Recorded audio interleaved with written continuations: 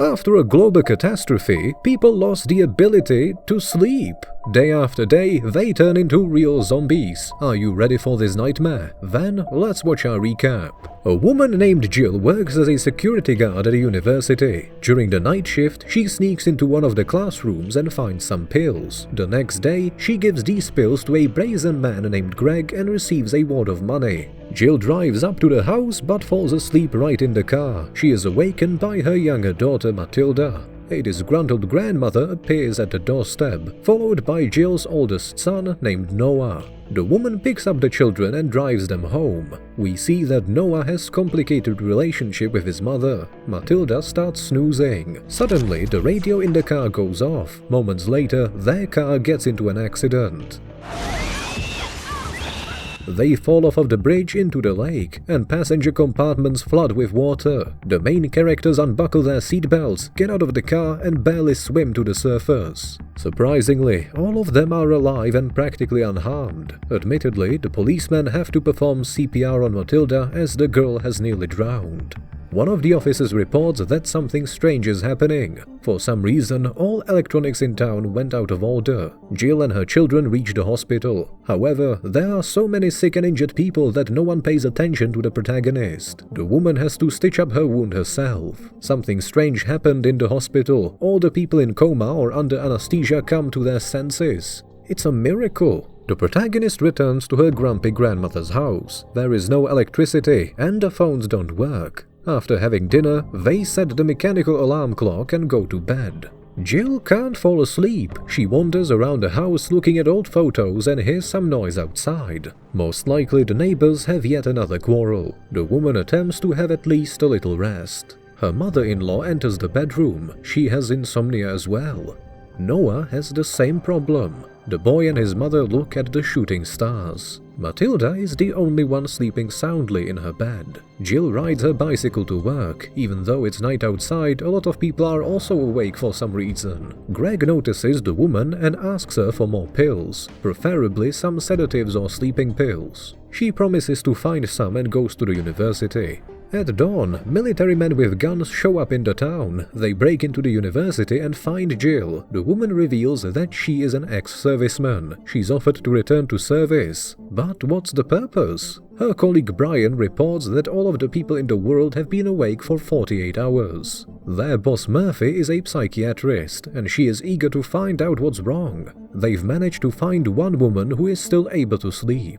Jill recalls that her daughter was asleep when she went to work. She tells Brian about it and immediately gets on her bike and rides home. Noah says that the grandmother took Matilda to church. There, the exhausted people listen to a sermon by a tired priest. After the service, the man talks to Matilda and finds out that the girl sleeps well at night, unlike other people. At home, panic-stricken Jill packs her belongings. Brian bursts into her house and begs the woman to take Matilda to Dr. Murphy's lab for detailed examination. But she refuses to do so. Violence and panic reigns in the city streets. People break into drugstores to find sleeping pills. Their brains can't handle the stress. In the meantime, Matilda falls asleep right in the church, and the priest shows her to the parishioners as if she was a true miracle. When the girl wakes up, the religious fanatics decide to sacrifice her. Jill bursts into the church with Noah and Brian. The woman demands her daughter back, but they refuse to release the girl. Brian explains that this little girl is essential for their research. She will help them create a cure. Nevertheless, do religious fanatics believe in the power of science? The local sheriff shoots Brian. People scatter in different directions. Noah doesn't panic and finds the address of the lab in Brian's wallet.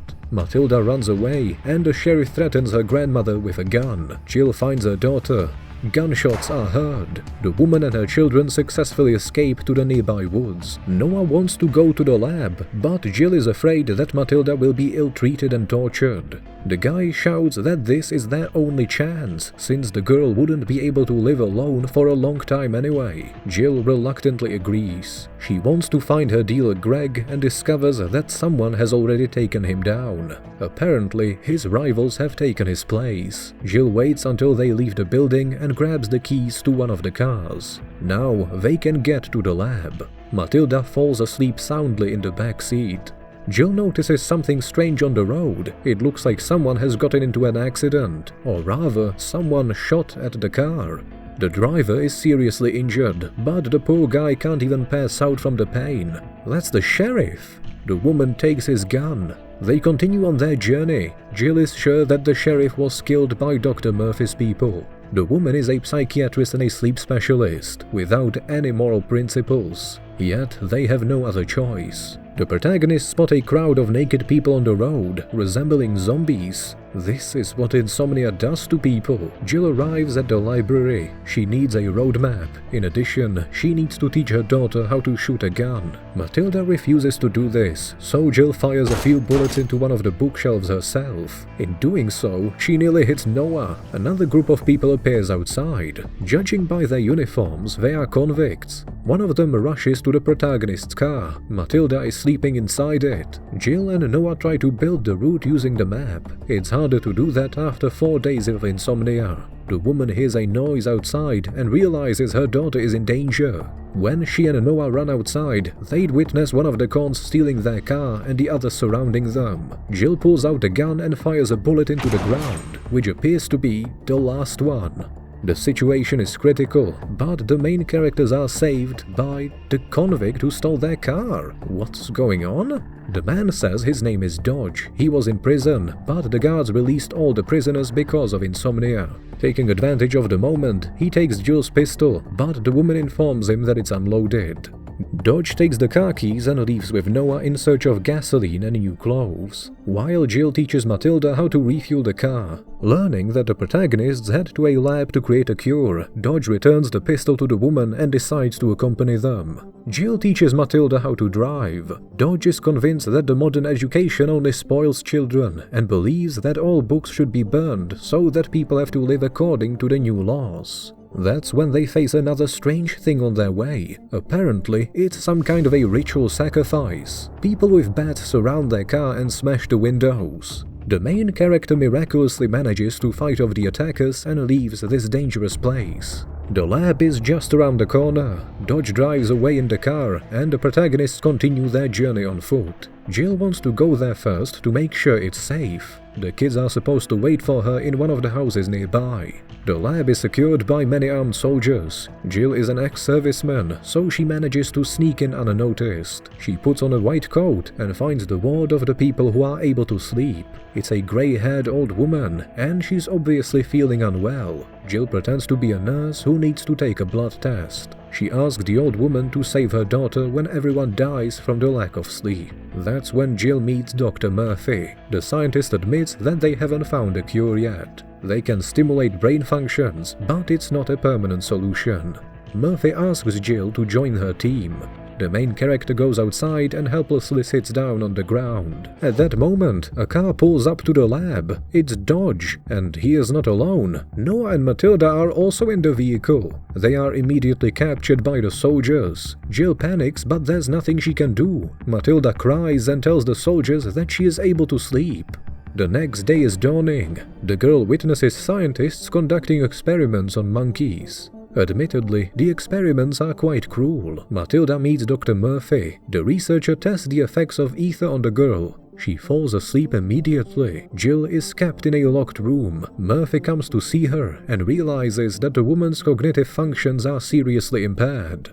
Dodge is released and injected with a stimulating cocktail. It's the only way the lab staff survives. The old woman stops breathing. The scientists use a defibrillator, but it doesn't help. Noah attacks his mother, accusing her of betrayal. The only person she wanted to save was Matilda, and she didn't care about her son. A guard shows up and takes Noah away. Gradually, people get more and more deranged. The servicemen mistake a pine cone for a grenade and starts a shootout. Half of the laboratory staff is sent to the afterlife. Taking advantage of the chaos, Jill frees herself, breaks through the crowd of the distraught soldiers, and finds her daughter. Murphy is holding a scalpel by her neck. One of the doctors gives her some kind of injection, but forgets to remove the air from the syringe. A moment later, the woman falls to the floor. It appears the doctor did it on purpose to save the girl. Jill and Matilda do their best not to be shot by the mad soldiers. They find Noah, but he electrocutes himself with a bare wire.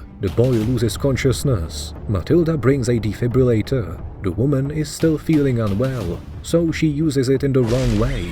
As a result, the shock hits not only Noah but also Jill and Matilda. The morning comes, the gunfight is over, but the victims are everywhere. Jill has been lying on the floor this whole time. Matilda wakes up and then Noah comes to his senses. Luckily, he isn't dead. He was asleep and even had a dream. A man points a gun at the family. Jill tries to protect her children. After a little thought, the man puts the rifle down. Jill feels extremely bad. She hasn't slept for too long and looks extremely exhausted. Matilda, as the most awake and rational person, finally realizes everything. In fact, Noah was dead. His heart stopped beating until the defibrillator brought him back to life. The same thing happened to Matilda during the accident. Her heart didn't beat until she was resuscitated. This means you have to die to be able to sleep again. Noah and Matilda drag Jill to the lake. She needs to drown herself and then come back to life. The plan works. The woman is given first aid, and she regains consciousness.